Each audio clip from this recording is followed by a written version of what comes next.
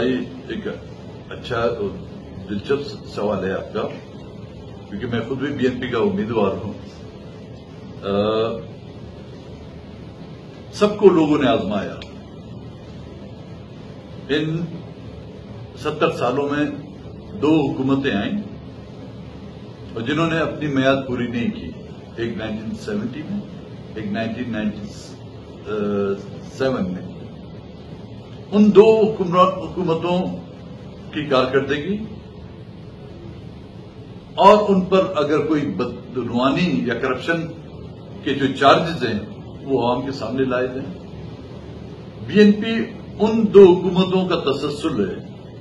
BNP national عوامی party کی قیادت اور اس کی سوچ اور فکر کا تسلسل ہے، اور ہمارے اکابرین نے ہمیں ملک، قوم اور سرزمین کے لیے نہ کہ صرف خدمت کرنے کے لیے اس پر جو قربان کرنے کی جو ہے ہمیں باتیں جو ہے ہمیں سمجھائی ہیں۔ اب بھی ہم سمجھتے ہیں اس وقت بلوچستان میں اگر لوگوں کی امیدیں وابستہ ہیں تو بلوچستان نیشنل پارٹی سے۔ کیوں؟